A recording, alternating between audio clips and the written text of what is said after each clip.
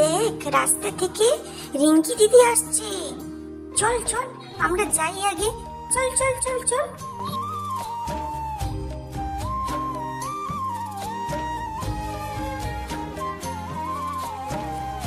রিঙ্কি দিদি, রিঙ্কি দিদি, রিঙ্কি দিদি। আরে সবগুলো দুষ্টু দেখছি একসঙ্গে। কি ব্যাপার, তোরা এখানে এখন কি করছিস? স্কুলে যাসনি? গিয়েছিলাম তো, কিন্তু আজকে স্কুল তাড়াতাড়ি ছুটি হয়ে গেছে। কিন্তু এখন তোমায় ছাড়ছি না। এখন চলো, তুমি আমাদের সঙ্গে এসো। আমাদেরকে এখন একটা খুব ভালো মজার গল্প শোনাতে হবে। আরে কি ছেলে মানুষই করছিস তোরা! উফ, তোদের নিয়ে আর পারি না। তোদের জন্য দেখছি আমার খাওয়া দাওয়াও বন্ধ করতে হবে। ঠিক আছে, আয়, আজ তোদের একটা ভালো মজার গল্প শোনাই।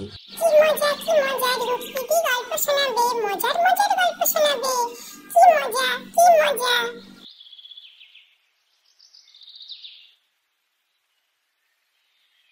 আচ্ছা রিঙ্কি দিদি, আজকে আমাদের তুমি কিসের গল্প শোনাবে? আজকে তোদের এক দরিদ্র কাঠুরিয়া ও এক খুবই দয়ালু ভালুকের গল্প শোনাই। শোন। ভালুকের গল্প শোনাও। শোনাচ্ছি বাবা, শোনাচ্ছি। শোন তাহলে মন দিয়ে। একটা গভীর জঙ্গল ছিল। একদিন সেই জঙ্গলে গেল এক দরিদ্র কাঠুরিয়া কাঠ কাটতে। কিন্তু সে জঙ্গলের ভিতরে ঢুকেই দেখতে পায় তার সামনের দিকে এগিয়ে আসছে এক মস্ত বড় ভালুক। ভালুক দেখে কাঠুরিয়ার তো বুক ধকধক ধকধক ধকধক করতে শুরু করলো। কাঠুরিয়া ভালুক দেখে অনেক চেষ্টা করলো গাছে ওঠার। অবশেষে সে গাছে উঠেও পড়ল। কিন্তু অবাক ব্যাপার এটাই যে গাছের গোড়ায় সামনে ভালুক এসে কাঠুরিয়াকে বলল, অজ্ঞে মহাশয়, তুমি একদম ভয় পেও না। আমি তোমার এখানে কোনো ক্ষতি করতে আসিনি, বরং আমি আমার নিজের জন্য তোমার কাছে একটু সাহায্য চাইতে এসেছি। তুমি আমাকে একটু সাহায্য করো। ভালুকের মুখ থেকে এই কথা শুনে কাঠুরিয়া ভয় ভয় করে ভালুককে জিজ্ঞেস করলো, আগে কেমন ধরনের সাহায্য শুনি? আমি আমার পায়ে বড্ড চোট পেয়েছি। আমার পায়ে একটা কাঁটা ফুটে আছে। তুমি দয়া করে আমাকে সাহায্য করো। আমার পা থেকে কাঁটাটা বের করে দাও। আমার খুব কষ্ট হচ্ছে, খুব যন্ত্রণা হচ্ছে। ভালুকের মুখ থেকে এই কথা শুনে কাঠুরিয়ার তো ভালুকের জন্য খুবই মনে কষ্ট হলো। তখন সে ভালুকের পা থেকে কাঁটা বের করে দিয়ে সেখানে কিছু পাতালতা লাগিয়ে তার পাটা ঠিক করে দিল। তারপর ভালুক তাকে বলল, তুমি খুব ভালো মনের মানুষ।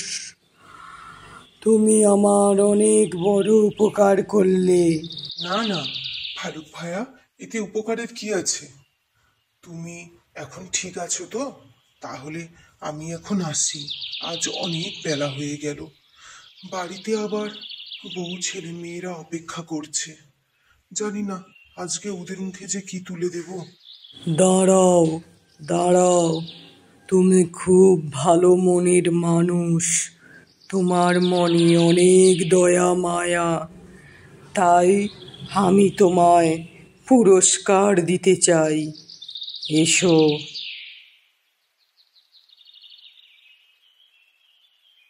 এই বলে ভালুক ওই গরিব কাঠুরিয়াকে বনের মধ্যে নিয়ে গেল। সেখানে বনের ভেতর গিয়ে বনের ভেতরে মাটির নিচ থেকে একটা সোনার মোহর ভর্তি কলসি কাঠুরিয়ার হাতে দিল। দিয়ে বলল, তুমি খুব ভালো মনের মানুষ। তোমার মনে দয়া মায়া ভর্তি, তাই এই প্রকৃতি তোমায় এই উপহার তুলে দিচ্ছে। সারা জীবন এমন থেকো, যাও, আবার দেখা হবে। কাঠুরিয়া তো কিছুক্ষণের জন্য থমকেই দাঁড়িয়েছিল, তারপর হাউমাউ করে কান্না শুরু করলো। যদিও সেই কান্নাটা তার দুঃখের কান্না ছিল না, তার সুখের কান্না ছিল। কাঠুরিয়া তো খুবই দরিদ্র পরিবারের, তার সন্তানদের ঠিকমতো খেতেও দিতে পারত না, তার বউয়েরও ঠিকঠাক যত্ন নিতে পারত না। তাই এইগুলো পেয়ে কাঠুরিয়া আনন্দে কেঁদে ফেলল, আর ভালুককে প্রণাম করে প্রকৃতি মাতাকে সম্মান জানিয়ে সে ওখান থেকে তার বাড়ি চলে যায়।